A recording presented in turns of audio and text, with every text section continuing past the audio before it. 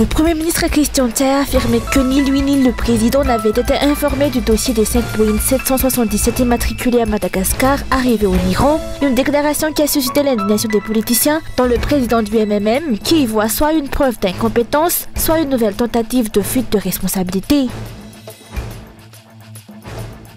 6 membres de la cellule de crise d'Uvi Madagascar, dont le président du parti Uchkaf, ont été interpellés à Touillage.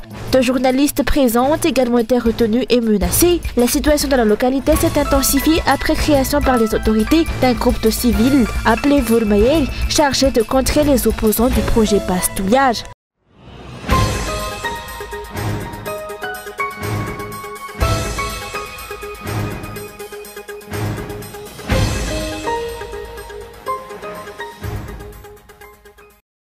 Ni le président ni le Premier ministre n'ont été informés de la vérité sur l'affaire des 5 Boeing 777 immatriculés 5R, a déclaré aujourd'hui le Premier ministre Christian Tse. Une affirmation qui indigne plusieurs responsables politiques, à commencer par Adouadji Denarville, président du parti Malagas Nyaremeng. Pour lui, soit les dirigeants ignorent réellement ce qui se passe dans le pays, ils ne devraient donc pas le diriger, soit il s'agit d'un énième cas de fuite de responsabilité.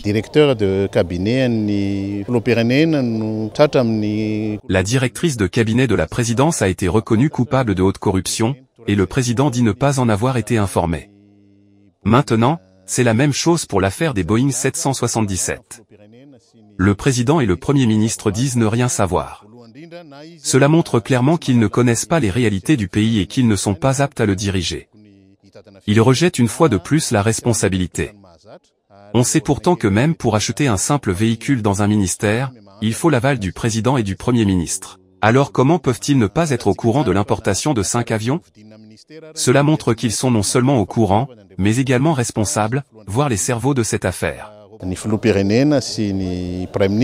Selon lui, plusieurs hauts responsables devraient démissionner dans cette affaire, à commencer par le Premier ministre Christian Tse, en sa qualité de chef de la gestion des affaires de l'État.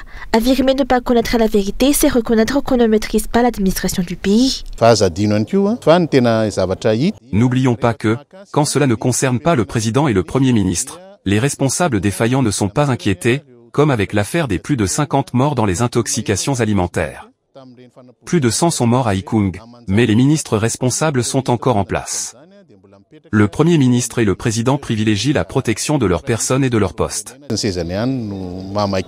On s'affiche en première ligne quand tout va bien, mais quand survient un scandale, plus personne ne répond. À noter que la passation de service entre l'ancien ministre des Transports, Valérie Ramondiaville, et le Premier ministre Christian Tse s'est tenue aujourd'hui. Les autorités ont indiqué avoir sollicité la coopération du FBI, de la CIA et d'Interpol pour identifier les véritables instigateurs et complices dans cette affaire.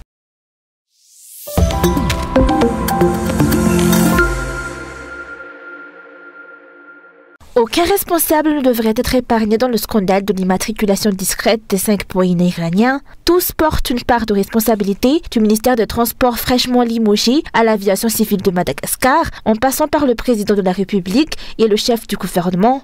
C'est la position ferme d'Andrew Bailey, président du parti Adzumara Srivbovo ou ARB, exprimée ce jour.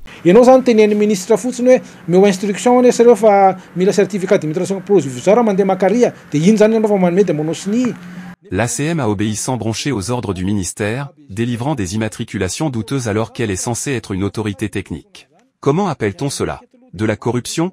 Du trafic d'influence? Pour nous, le limogeage du ministre ne suffit pas. Il existe une chaîne de responsabilité qui va du directeur général de l'ACM au chef de service, sans oublier les DG, PCA et secrétaire général du ministère.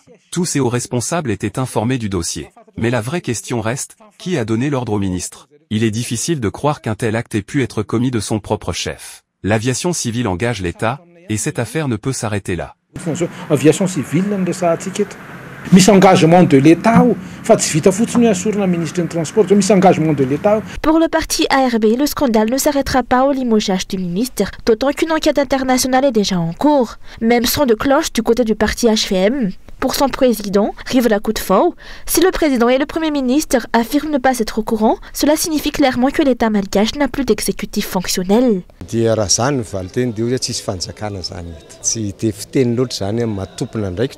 Si c'est vraiment leur réponse, alors cela veut dire qu'il n'y a plus d'État à Madagascar. Aucune autorité digne de ce nom ne peut se dédouaner ainsi. L'ancien ministre a déclaré que l'accord avec cette société douteuse faisait partie du plan de redressement d'Air Madagascar. Or, un tel plan passe nécessairement par le conseil de gouvernement, puis en conseil des ministres comme pour la Jirama. Il s'agit de sociétés d'État, pas de la propriété d'un ministre. Si on en est là, c'est qu'il n'y a pas d'exécutif.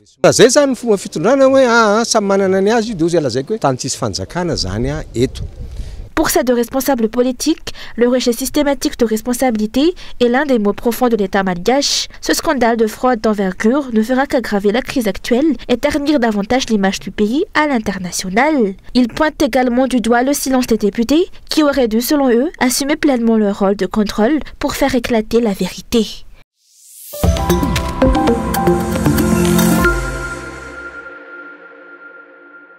La complicité du gouvernement malgache avec les Iraniens dans l'affaire des 5 Boeing 777 immatriculés discrètement à Madagascar ne plaira absolument pas aux Américains, a déclaré Maître Tukramilson aujourd'hui. La suite de cette affaire et ses éventuelles conséquences pour le pays reste incertaine. Le limogeage du ministre des Transports suffira-t-il à clore les dossiers ou la situation pourrait-elle s'aggraver? Il faut comprendre que ce sont les États-Unis qui interdisent ou placent sous embargo la vente de certains produits et matériels spécifiques à l'Iran, notamment les avions Boeing d'origine américaine. Au-delà des manquements du ministre des Transports malgache, les États-Unis ne peuvent que désapprouver une situation où un pays facilite, volontairement ou non, l'acquisition de matériel interdit par l'Iran. La vraie question est donc la suivante. Les Américains se contenteront-ils du fait que la responsabilité ait été portée à la seule personne du ministre limogé, ou peut-on s'attendre à des répercussions plus larges sur le régime et sur le pays? Il ne faut pas sous-estimer la puissance des États-Unis qui conservent une influence considérable à l'échelle mondiale, y compris à Madagascar, rappelle cet expert en droit.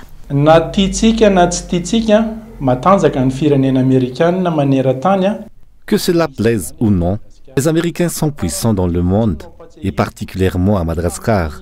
Le 11 septembre 2001, Al-Qaïda et Ben Laden ont attaqué plusieurs cibles aux États-Unis, dont New York. 2 jours plus tard, le 13 septembre 2001, le président d'alors, l'amiral Didier Ratsirach, a déclaré que les États-Unis avaient été attaqués par un homme qu'ils avaient eux-mêmes formé et qu'ils demandaient maintenant de la compassion alors qu'ils faisaient face à leurs propres disciples. En 2002, lorsque Mark Ravalomanan s'est autoproclamé président, ce sont les États-Unis qui ont été les premiers à le reconnaître. Il ne faut donc pas oublier que les décisions des Américains ont un poids dans un pays comme Madagascar. En plus du droit de douane de 47% déjà appliqué aux produits malgaches entrant sur le marché américain, Madagascar pourrait s'exposer à de lourdes sanctions en raison de cette affaire, selon les explications. Le limogeage du ministre des Transports ne suffira sans doute pas à apaiser la colère américaine. La réaction de Washington face à cette fraude d'envergure impliquant directement le gouvernement malgache est désormais attendue.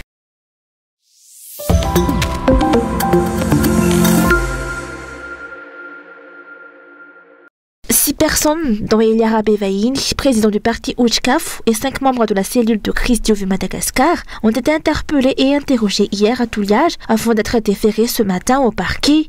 À l'origine de cette affaire, il y a eu une descente à Beneti pour recueillir les doléances des habitants concernant le projet minier Basse Touliage. Depuis plus d'1 mois, des hommes de Sefouktang se sont réfugiés dans la forêt, fuyant ce qu'ils qualifient de chasse à l'homme, orchestrée par le groupe Fourmayer, censé assurer la sécurité locale et les forces de l'ordre. 2 journalistes, l'un de Cool TV FM, l'autre d'un média indépendant, ont accompagné les membres de la cellule de crise. Après s'être séparés du groupe pour rencontrer les hommes cachés dans la forêt, ainsi que les mères de famille restées au village, les journalistes sont revenus et ont retrouvé leurs compagnons de la cellule de crise du Madagascar en discussion avec le chef de Fouktang de Beneti, encerclés par les Fourmayer.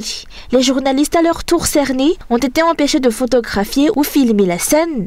Selon leurs témoignages, ils ont été menacés d'être ligotés, frappés à la hache ou même tués. La tension a atteint son paroxysme lorsque les forces de l'ordre, jusque-là passives, sont finalement intervenues. Les membres de Fourmayer avaient également sollicité les renforts de la gendarmerie de Touliage. Les 2 journalistes et les 6 membres de la cellule de crise ont alors été conduits à Touliage. Sur place, il leur a été exigé de supprimer toutes les images prises lors de leur visite. Les journalistes ont été relâchés vers 21 h après plusieurs heures de retenue, au même titre que les membres de la cellule de crise. Les témoignages recueillis, les journalistes ont été relâchés vers 21 h. Après plusieurs heures de retenue, les témoignages recueillis sur place auprès de la population de Béniz par les journalistes confirment le climat de peur et les difficultés rencontrées par les villageois, dont de nombreux pères de famille toujours en fuite. Selon eux, les arrestations et intimidations sont devenues courantes depuis l'implantation de groupes Fourmahier par les autorités. Cette association Fourmahier a été créée par les autorités de Touliar. Pourquoi? Est-ce pour s'opposer à l'association Mazout? Est-ce pour nous persécuter? Ne croyez pas que cela va nous faire plier. Jamais. Dieu nous a placés ici pour protéger cette terre et sa biodiversité. Ce n'est pas notre force, mais celle de Dieu, de nos ancêtres et de la nature qui nous entoure. Cet après-midi à Atalanagiv, la cellule de crise du Madagascar a dénoncé une manœuvre visant à diviser les communautés et à exiger la libération immédiate des personnes arrêtées dans le cadre du conflit autour de base Touliar.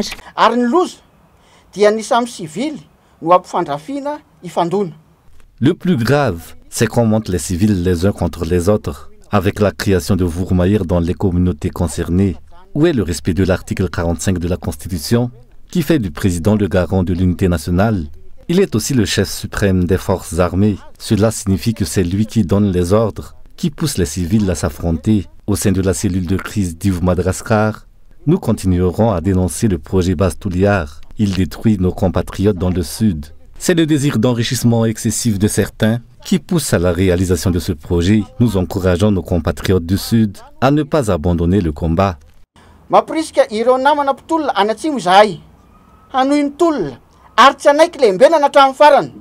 À ce jour, 11 personnes ont été interpellées en lien avec ce dossier, dont les 6 interpellés hier et 5 auparavant. Leur libération a été réclamée à plusieurs reprises par la société civile. Des voix s'élèvent également contre la création du groupe Fourmahier, présenté comme un organe de sécurité, mais perçu par beaucoup comme un instrument d'intimidation des opposants au projet. Face aux menaces et violences signalées, plusieurs acteurs redoutent désormais des affrontements communautaires graves. L'Ordre des journalistes de Madagascar a fermement condamné les intimidations subies par les journalistes. Dans un communiqué, l'OJM a rappelé que les journalistes doivent pouvoir exercer leur métier librement, quels que soient leurs médias, et garantir aux citoyens un droit fondamental à l'information.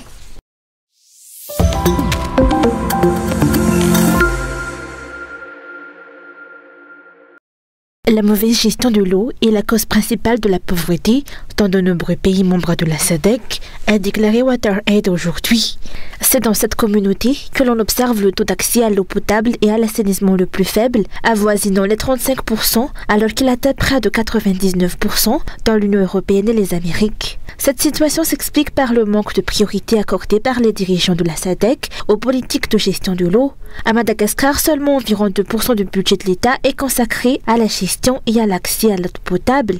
Pourtant, l'eau et sa gestion représentent la clé du développement et constituent la base de nombreux secteurs tels que la santé, l'agriculture, l'élevage et l'énergie. Ainsi, à l'occasion du 45e sommet de la SADC qui soutient à Madagascar, les ONG et la société civile exercent une pression accrue et exigent des résultats tangibles de la part des pays participants.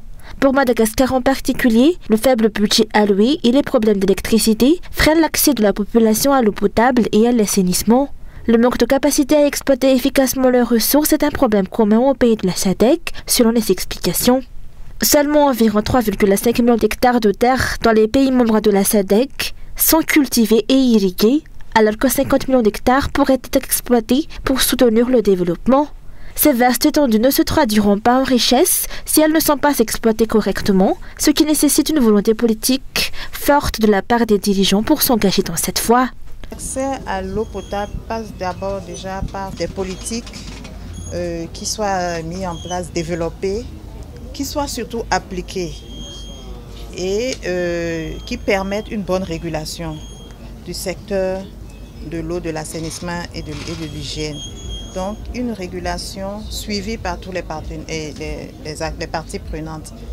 La régulation implique des sanctions et donc il faudrait que les autorités de régulation soient prêtes à mettre en place les mesures pour pouvoir sanctionner les entités qui ne respecteraient pas éventuellement ces réglementations-là. Donc c'est vraiment une volonté politique forte Aussi une cohérence dans les politiques et stratégies pour permettre de mettre en place cela et de favoriser l'accès du secteur privé dans le marché de l'eau et de l'assainissement. Les organisations non gouvernementales et la société civile appellent donc les chefs d'État et de gouvernement réunis lors du sommet de la SADC à produire des résultats concrets concernant l'accès à l'eau pour la population à l'issue des travaux. Pour Madagascar, cet effort reste encore insuffisant. Selon les chiffres, 75% de la population doit marcher au moins 30 minutes et faire la queue pour accéder à l'eau.